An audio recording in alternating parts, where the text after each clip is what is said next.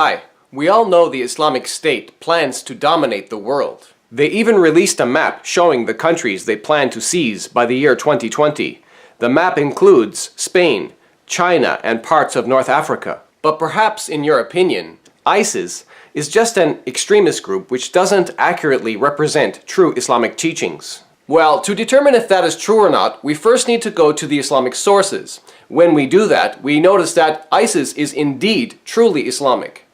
The Quran states in no uncertain terms that Islam is meant to dominate over all religions. The Quran, chapter 9, verse 33 says, هو الذي أرسل رسوله بالهدى ودين الحق ليظهره على الدين كله ولو كره المشركون, which means it is He, meaning Allah, who has sent His messenger, meaning Muhammad, with guidance and the religion of truth, meaning Islam, to make it superior over all religions, though the mushrikun hate it. Mushrikun meaning polytheists, pagans, or idolaters. I would like to draw your attention to the Arabic word yudhira. It comes from the Arabic root dhahara, which means, among many things, to become apparent, manifest, or evident, to overcome, to conquer, subdue, or to prevail, etc. It can also be translated as triumph or victorious, but as you can see, it's usually translated as prevail. So the Quran is clearly stating that Islam is to dominate all other religions.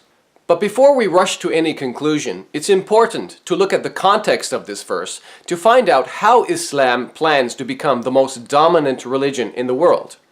Just a few verses earlier, in verse 29, we read, قاتلوا الذين لا يؤمنون بالله ولا باليوم الآخر ولا يحرمون ما حرم الله ورسوله ولا يدينون دين الحق من الذين أوتوا الكتاب حتى يعطوا الجزية عن يد وهم صاغرون, which means, fight against those who believe not in Allah, nor in the last day, nor forbid that which has been forbidden by Allah and His Messenger, meaning Muhammad, and those who acknowledge not the religion of truth, meaning Islam, among the people of the Scripture, meaning Jews and Christians, until they pay the jizya, which is a tax, with willing submission and feel themselves subdued.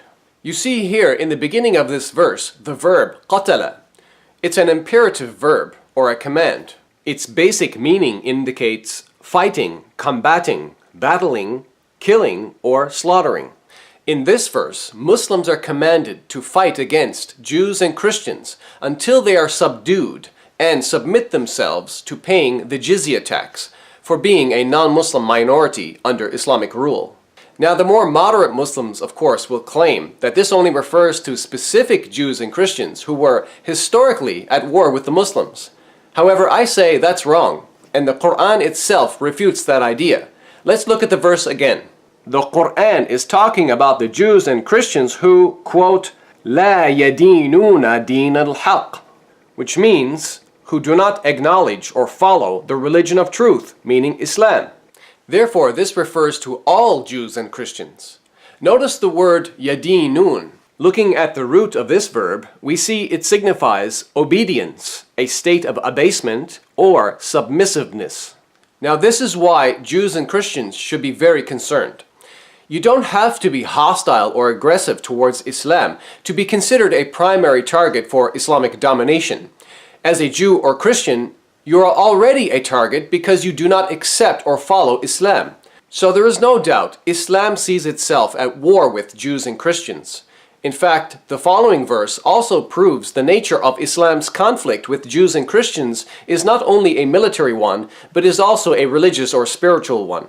Quran chapter 9 verse 30 says, وَقَالَتِ الْيَهُودُ عُزَيْرُ بْنُ اللَّهِ وَقَالَتِ النَّصَارَى المسيح ابن الله ذلك قولهم بأفواههم يضاهئون قول الذين كفروا من قبل قاتلهم الله أنى يؤفكون, which means, and the Jews say Uzair or Ezra is the son of Allah, and the Christians say Messiah is the son of Allah. That is a saying from their mouths. They imitate the saying of the disbelievers of old. Allah's curse be on them. How they are deluded away from the truth.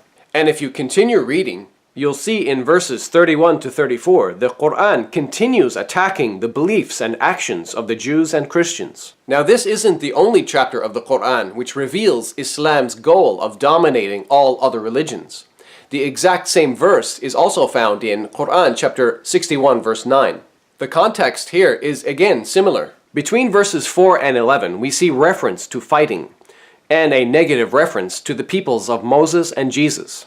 When reading these verses, you get the impression that Muhammad saw himself as criticizing and correcting the earlier religions of Judaism and Christianity, and that Islam will eventually rise above them and over the whole world.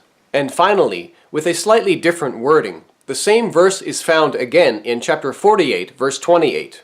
هو الذي أرسل رسوله بالهدى والدين الحق ليظهره على الدين كله وكفى بالله شهيدا. Which means, He it is who has sent His messenger, meaning Muhammad, with guidance and the religion of truth, meaning Islam, that He may make it superior to all religions, and all-sufficient is Allah as a witness. Notice just before that, in the last line of verse 27, it says, فَجَعَلَ مِن دُونِ ذَلِكَ فَتْحًا قَرِيبًا, which means, and He granted besides that a near victory. The context here is yet another attack against the Jews and Judaism because, as you can see from the tafsir or exegesis, the words a near victory refers to Muhammad's victory over the Jews of Khaybar. In ending this video, I think we can all agree the Quran reveals a negative and harsh outlook towards Judaism and Christianity.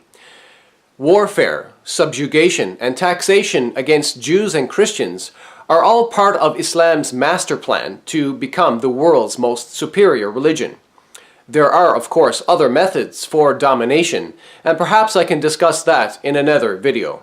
Since most Jewish rabbis show no interest in converting Muslims to Judaism, and since Christianity is declining in Europe, and with the rapid growth and aggressive spreading of Islam, the threat of an Islamic takeover is real, at least in some parts of the world. But we can stop that, and the first step is to educate ourselves about Islam. On that note, I hope this video has been educational for you. Thank you for watching. God bless you.